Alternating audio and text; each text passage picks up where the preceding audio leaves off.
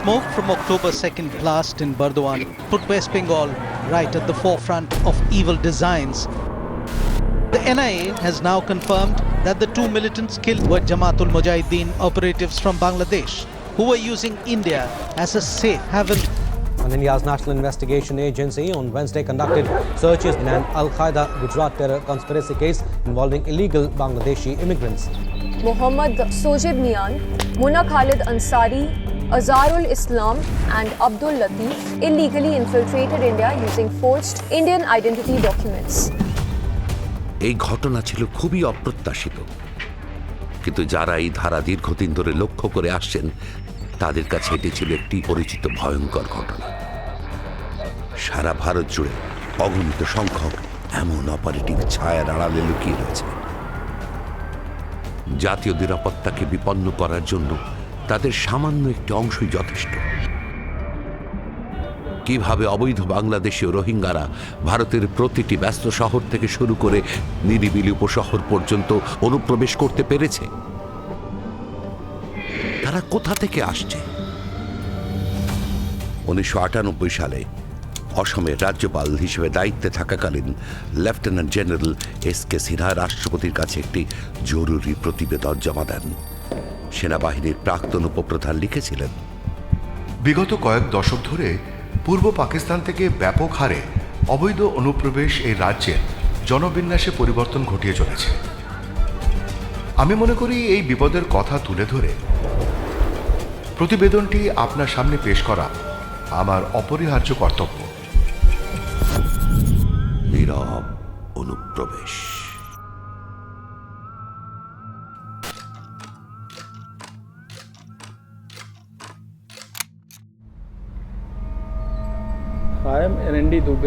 আমি এনএনডি Dubey, border security ফোর্সের অবসরপ্রাপ্ত ডিআইজি।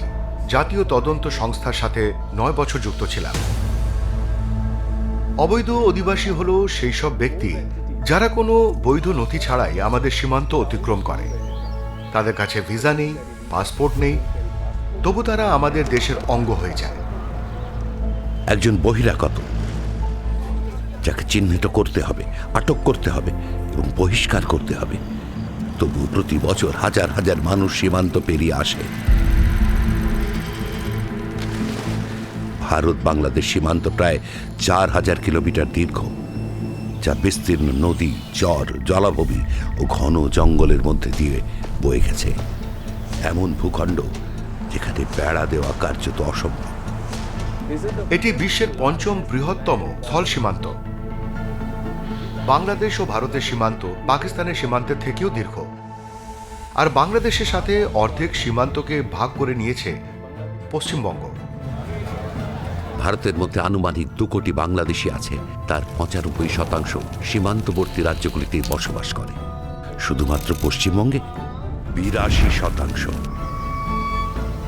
অসমের 32টি জেলার মধ্যে 11টি জেলায় অস্বাভাবিক হারে বেড়ে চলা অবৈধ অনুপ্রবেশের ফলে মুসলিমরা সংখ্যাগরিষ্ঠ হয়ে গেছে।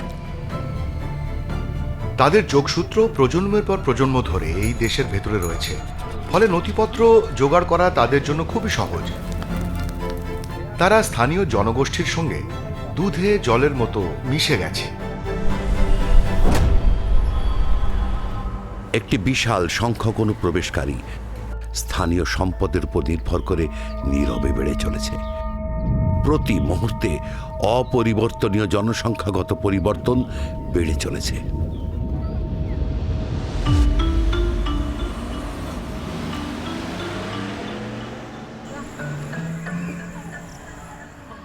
এই অস্বাভাবিক জনবৃদ্ধির শিকড় ভারতের সাম্প্রদায়িক বিভাজনের সময়ই রোপিত হয়। 1937 সালের প্রাদেশিক নির্বাচনে জয়লাভের পর জিনহার মুসলিম লীগ পূর্বাঞ্চল থেকে অসমে ব্যাপক মুসলিম অভিবাসন পরিকল্পিতভাবে গড়ে তোলে। লক্ষ্য ছিল অঞ্চলের ভোটের ধারাবাহিকতা বদলে দেওয়া এবং ভবিষ্যতে নির্বাচনী জয় নিশ্চিত করা। পরে কংগ্রেস ঠিক সেখান থেকেই নিজেদের কার্যপ্রক্রিয়া শুরু করে, জনসংখ্যাগত সংক্রমণের দিকে চোখ বন্ধ করে রেখে। 1971 সালে আবারও লক্ষ লক্ষ মানুষ ভারতে ঢুকে পড়ে। কাউকেই ফেরত পাঠানো হয়নি। আজকের দিনে সেই ব্যবসা আরও ফুলে ফেপে উঠেছে। স্বল্প মেয়াদে পাচারকারীরা লাভবান হচ্ছে, আর কিছু রাজনৈতিক দল দীর্ঘমেয়াদী খেলাটি খেলেই চলেছে।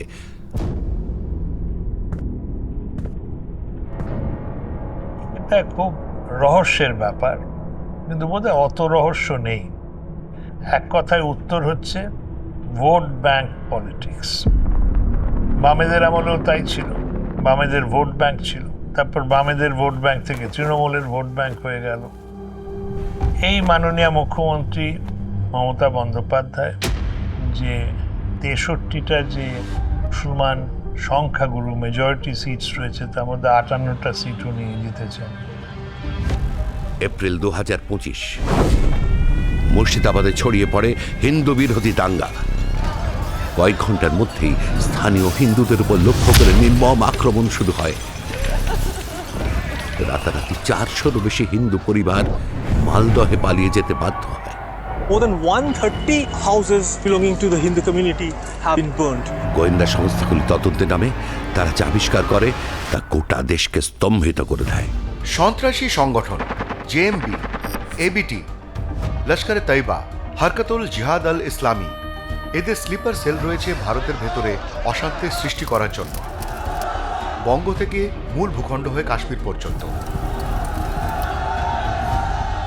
এই প্রথা থামছেই না। সিএ বিরোধী আন্দোলন, নূ সহিংসতা, আই লাভ মোহাম্মদ আন্দোলন, চরমপন্থায় দীক্ষিত যুবকদের যখন খুশি সংগঠিত করা। সীমান্তবর্তী জেলাগুলিতে স্থানীয় হিন্দুরা দ্রুত তৃতীয় শ্রেণীর নাগরিকে পরিণত হচ্ছে। हर शुक्रवार नमाज के बाद इधर आतंक फैलाना जाता है।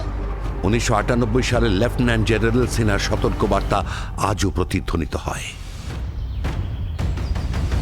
এই নীরব অনুপ্রবেশের পরিণতিতে ভূকৌশলগতভাবে গুরুত্বপূর্ণ জেলাগুলি শত্রু ভাবাপন্ন জনগোষ্ঠীর হাতে চলে যেতে পারে।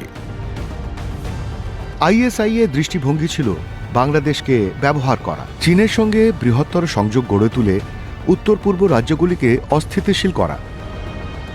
তারা পশ্চিম সীমান্তে খোলাখুলিভাবে সংঘাতে যাবে না, বরং তারা নিজেদের কর্চা তৈরি করবে। এই পুরো এলাকাকে সাম্প্রদায়িকভাবে এমনভাবে ভারসাম্যহীন করে তুলবে যে একদিন মাত্র 25 কিলোমিটারের শিলিগুড়ি করিডোর হঠাৎ করে অরক্ষিত হয়ে পড়বে। ওখান থেকে যদি কোনো গুপ্তচর আসে কিংবা কোনো আতঙ্কবাদী আসে, তারাও তো ওখানে স্থান পেতে সুবিধা হবে ওদের। নিরাপত্তার দিক থেকেও জনবিন্যাস বা ডেমোগ্রাফি খুবই গুরুত্বপূর্ণ।